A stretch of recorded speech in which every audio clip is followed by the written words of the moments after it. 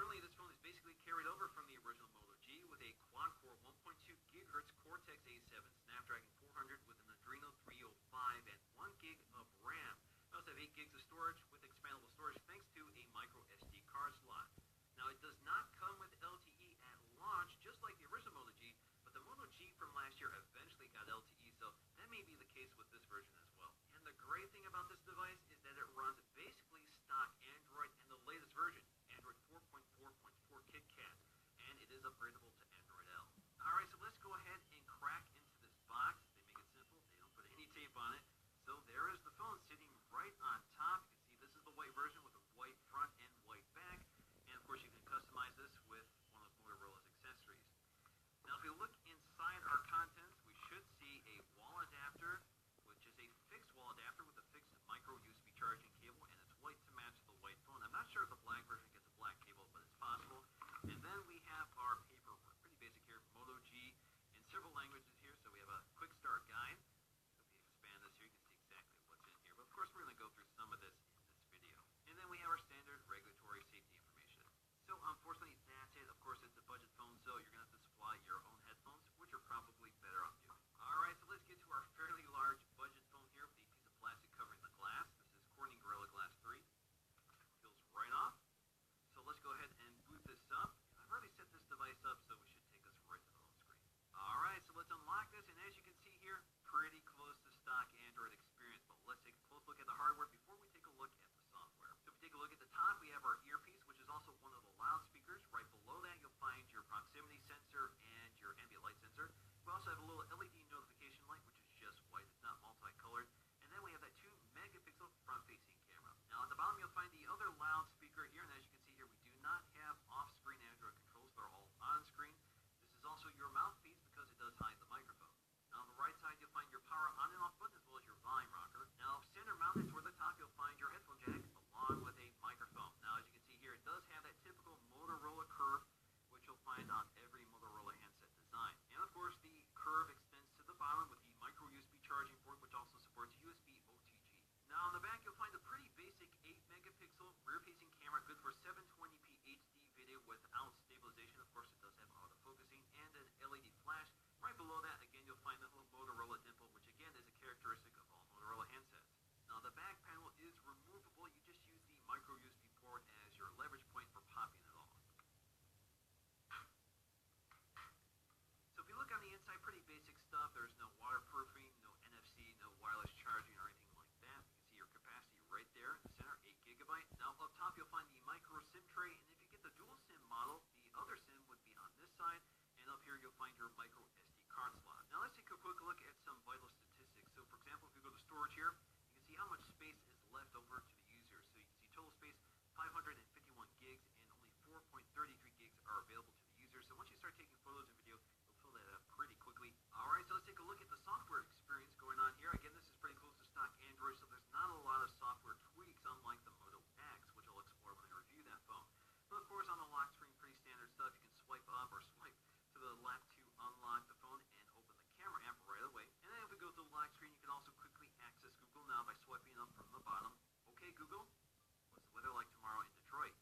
Tomorrow's forecast for Detroit is 68 degrees with fog. And the voice sounds excellent here with those front-facing stereo speakers, so they're not too loud, but they're pretty clear. Now the home screen is pretty basic here. You tap and hold on here to modify it so you can add additional widgets. You can also change the wallpaper here. If we go back here, so you can set the wallpaper for either the lock screen or home screen. Now the app drawer is stocked with the standard array of Google apps, from the calendar to the downloads app to the clock app and to the gallery app. But of course, we also have some Motorola apps, including Motorola Alert, Assist, a Help app, as well as Motorola Migrate, which allows you to migrate from one phone to the other. So we can either select an Android phone, iPhone, or other old phone type, probably a feature phone or something like that. You can also see we have an FM radio here, so we have an FM tuner. All you have to do is connect a set of headphones and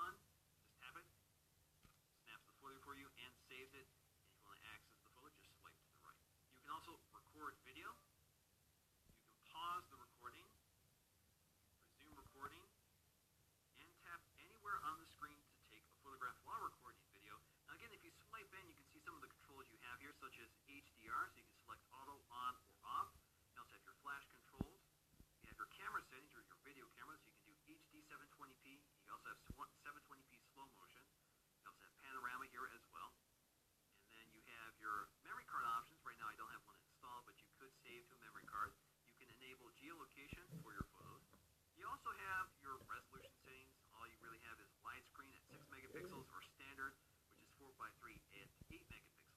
Quality is pretty decent in ideal lighting conditions, so you're able to get sharp, clear, colorful images out of the still camera in bright light conditions.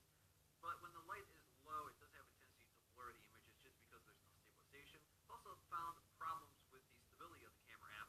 When it's saving images, I find that sometimes it begins slowing down and I have to force stop the app to get it back into shape. And 720p recording is pretty low when most cameras are doing 1080p or even 4K now. Of course, this is a low-end phone with low-end specs, and those low-end processors are probably what's holding back 1080p on this camera. The other issue is exposure. It seems to have a hard time finding the right exposure and bounces around. Sometimes it underexposes, sometimes it overexposes, but most time it seems to underexpose. Our difference here. But the results are pretty clear and crisp. They're not particularly loud. They're not as bass heavy as you get with a lot of fuller, larger speaker systems like the HTC One M8, but they are certainly above par for a budget phone and better than most high-end smartphones with rear-facing speakers. What's up, guys? Mike here, the Detroit board, with a look at what might be the design of the second-generation iPad Air, expected to be announced next month in October. What's up, guys? Mike here, the Detroit board, with a look at what might be the design of the second-generation iPad Air, expected to be announced next month in October. Now, something I'm always concerned with on low-end budget phones is the quality of the headphone amp, and the Moto G doesn't disappoint. It sounds just as good as other high-end smartphones, and they've done a nice job with the equalization built into the software of the phone.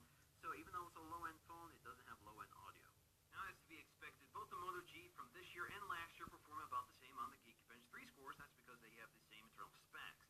Now, just to give you some idea of the relative performance between this and high-end smartphones like the brand new iPhone 6, you can see obviously a huge gap in terms of the potential performance of the new iPhone 6 versus a low-end phone like the Moto G. But of course, this is much more expensive than the $180 Moto G. Now, despite the size increase of the new Moto G, it has the same battery as the old Moto G, 2070 milliamp hours.